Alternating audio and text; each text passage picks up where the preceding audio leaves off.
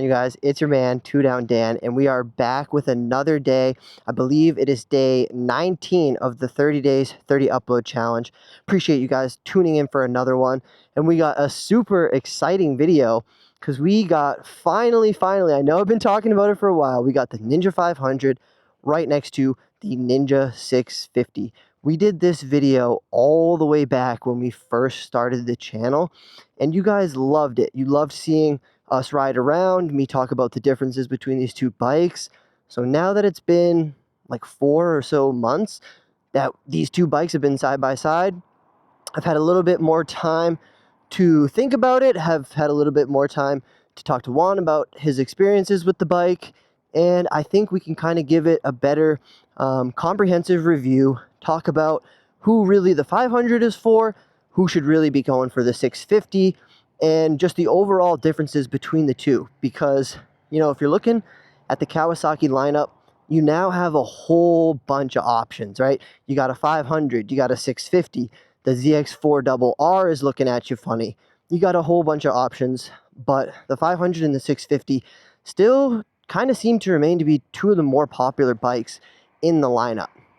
Now, the 500 is going to have the 451cc parallel twin versus the Ninja 650, which it has, I believe, a 649cc parallel twin engine. So it's making a little bit more horsepower. The 500 has like 51, 52 horsepower.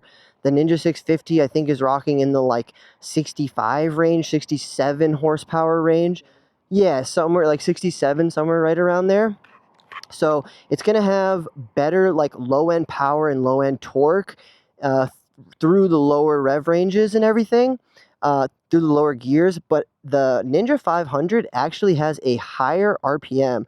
So you will have to wring the Ninja 500 out a little bit more to reach its peak horsepower versus the 650. And like I said, we're going to hop on the bikes very shortly and get on the road and start ripping. Which, I mean, honestly, we might as well just do right now if you're pretty much ready. I'm going to continue talking about these bikes, but I think getting on the road and riding with them is going to be interesting. We're also going to hit on the highway and try to do a little top speed run and kind of see if he can pull away from me or if our top speeds are similar. Because I know I'm pushing 126 on mine, and the 650 should be able to get around 132, the low 130s, right? 130, yeah, it should be able to get like 130. So we're going to be pretty close. So we'll do a little pull on there once we get on the highway. And yeah, I hope you guys just enjoy us riding around, talking again today fully about the Ninja 500 and the Ninja 650. The last thing I want to talk about before we go anywhere is going to be seat height, though. So if you are shorter, the 500 is going to have about an inch lower seat height than the 650. Also, weight is a big deal. It's a reason why I went with the 500 for sure.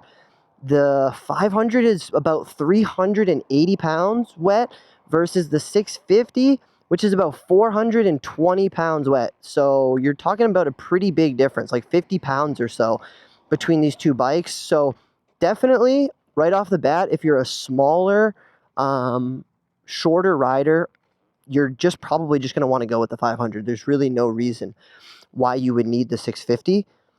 And then I think really my main point with the 650, ready to head up out of here? Hell yeah, dude. The main kind of point with the 650 and who it's really for is kind of just going to be that little bit taller, a little bit bigger person, and someone who is confident holding the weight of the bike around more. Because I just sat on his before I started this video just to even kind of get a feel for it. And I can noticeably feel right off the bat that my butt is higher up and that it has more weight. Like it's not something that's not noticeable. Like you're going to easily notice that extra inch and that extra 50-ish pounds, 100%. So definitely keep that in mind. And I know I've said before that we are going to ride the Ninja 650, and don't worry, we are definitely going to ride the 650. That'll be the next meetup, but today we don't have a whole ton of time, so we're taking the time to just chill with you guys, giving you that little breakdown side by side. It's cool seeing both the bikes right next to each other, especially if you're thinking about buying one or the other. You can look at them both. Really the only thing I didn't talk about while they were side by side as well is going to be the overall look of the 500 versus the 650. And again, I think that just comes down to the 650 having that extra weight and it has the bigger plastics and stuff. I like the sleek look and aggressiveness that the new Ninja 500s have, and the Ninja 400s didn't have it. There's something about the way these new fairings stick out and have the sharp indents. It really makes it look like a super sport, and the front headlights, dude. He's kind of got it too, but his is a 2020. If he had the newer version, it would look the same. But yeah, he's got the 2020 650, and it legit hasn't. That's the other thing that sucks about the 650, you guys, is that if you're getting a 650 now, like a new one, you go to the dealership and buy like a 2026, you're getting the same bike pretty much that he's riding, a 2020. They have not updated the motor at all. It's the exact same engine, 649cc parallel twin. That's what you're getting in the 650, whether you get a new one or an old one, which kind of sucks because to be honest, now that we're talking about it, I think the 650 is the next platform in the lineup for Kawasaki that they have to update, 100%. They need to do more updates rather than just the, because he's got the same screen that I have. His 2020 has the same screen that my 2024 has. So, let's get a little pull. Let's go, baby!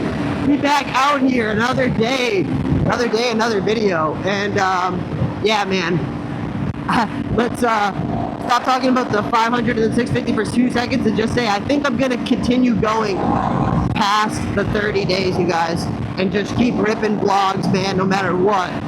Also, we got Juan with the new helmet mask on, savage. But okay, back to those people who are still locked in for 650 versus 500 content. We talked about, okay, let's talk about overall comfort. Both of these bikes are very comfortable. I don't think you're gonna be more comfortable on one than the other. They both have relatively very, very comfortable seating positions that you could ride on the highway like all day with. However, his bike is definitely gonna be more, I guess, like stable in the wind, and also gonna give you that all-day comfort a little bit better. You're not gonna have to push the bike as hard, I guess is what I'm trying to say. It will do the highway speeds just a little bit better than the Ninja 500. So that being said,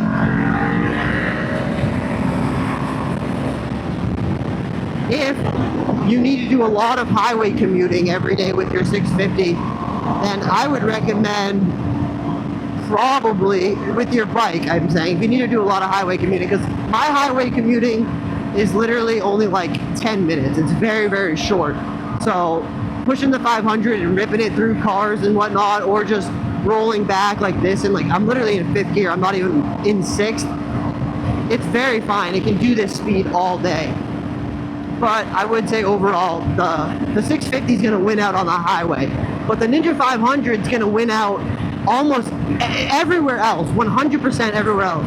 Twisties, it's going to be better. It's going to be better back roads. It's going to be better in this city, all right? Because stopping and going on a lighter bike, more nimble bike, and then ripping corners with a more lightweight chassis is just going to be a lot better than the 650. It's going to pop in and out of those corners much better.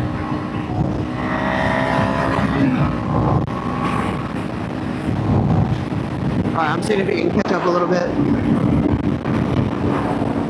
We're going to go around this corner, so we'll go down here, we'll go around this corner, and then I'll hit him with the, with like a top speed run, okay? Because I know I said at the beginning of this video we'll do top speed. We will do top speed test, 100%. But he's giving me some space, which is good right now.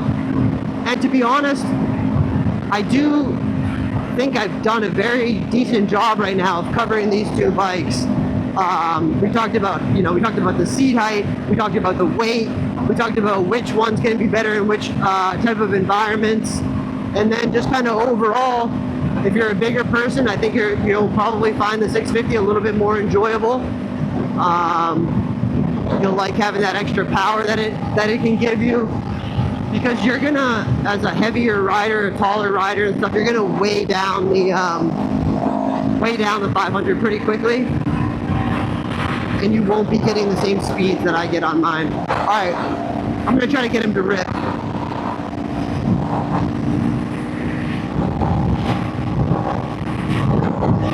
Come on, let's get it. Push that thing. There it is, baby. All right. He's gapping me. Uh-oh, I'm closing on the 500. I'm gapping him. Ain't no way. Ain't no way the 500's gapping him. No way.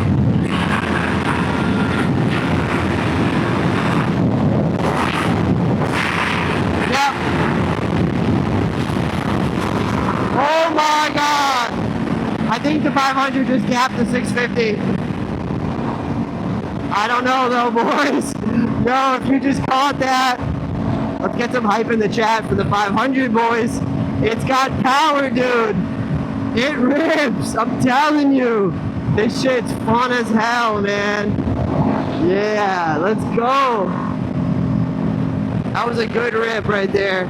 I think he was full pin, man. He must have been. I'll ask him after this, and I'll give you guys the update next video. Hey, let's go! Shoo!